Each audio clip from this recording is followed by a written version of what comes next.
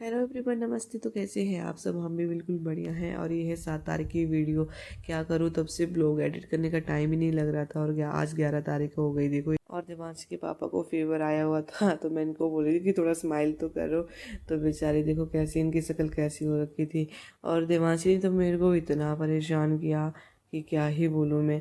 पूरी रात इसने मतलब ना अपने पापा के पास बिल्कुल भी नहीं गई। जैसे ये इसे ले रहे थे ना, वैसे ही रोना स्टार्ट कर रही थी। तो मैंने बोला अब रहने दो, आपकी तबीयत भी अच्छी नहीं है तो रहने दो। यहाँ पे हम ऊना पे रुके हुए थे।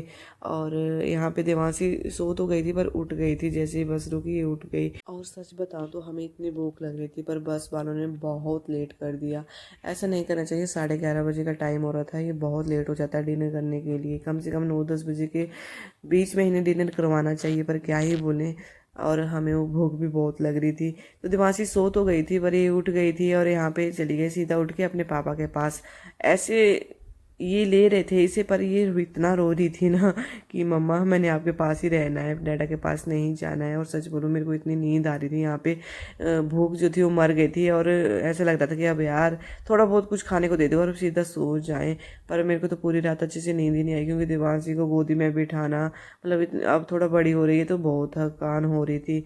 और मतलब पहली बार इतने लंबे ट्रैवल में इसको ले जा रही थी साथ में, तो ज़्यादा दिक्कत आ रही थी मुझे। और यहाँ पे दिमागी पानी पानी वगैरह ही मांग रही थी। हमने इसको थोड़ा सैलेड खिलाया। इसको मैं घर से ले गई थी पराठा बना के, क्योंकि बाहर का खाना बच्चों को अच्छा भी नहीं होता है। और यहाँ पे इतना थर्ड क्लास खाना था, आप पूछो मत। फिर यहाँ पे पहुँचे थे हम अपनी बहन के घर। सुबह 6:30 बजे के करीब हम पहुँच गए थे। और ये है जीजू, ये है मेरी बहन। और ये बच्चों को भेज दी थी स्कूल। और जीजू देखो भाई अपनी बेटी को नहला धुला के पूरे तैयार करके लेके जा रहे थे इन्हें स्कूल छोड़ने। और यहाँ पे देवांशी अब जीजू से डर रही थी, पता नहीं क्यों। जीजू इससे प्यार कर रहे थे पर ये डर रही थी। और सच बताऊँ यहाँ पे आके ना मेरे को अपनी पूरी पुरानी यादें याद आ गई, क्योंकि देवांशी जब पेट में थी ना, मतलब जब मैं प्रेग्नेंट थी, तब मैंने यहाँ पे ही लगभग 1 साल यहाँ पे रही हूँ।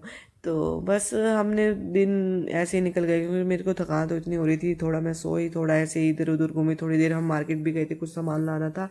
और फिर यहाँ पे हम थोड़ी देर छत में आ गए। मैंने बोला बहन ऊपर चल, छत में मैंने जाना है, क्योंकि कम से कम 2.5 साल बाद मैं दिल्ली आई थी। तो अच्छा लगता है ना, जैसे इतना टाइम हमने यहाँ पे बिताया है, तो वहाँ पे फिर से मैंने बोला चलो चलते हैं। यहाँ पे एक दीदी थी, उनसे भी मैं मिलने गई थी। वो अपने गांव गई थी, तो मेरे लिए बेचारे वो 2 दिन पहले आए मेरे से मिलने के लिए अपने गांव से, कि तू इतने दिन बाद मिल रही है, 2.5 साल बाद, तो मैं ज़रूर आऊँगी। मैंने बोला हाँ दीदी आप आ जाना। पर वो मैं वीडियो बना ही नहीं पाई।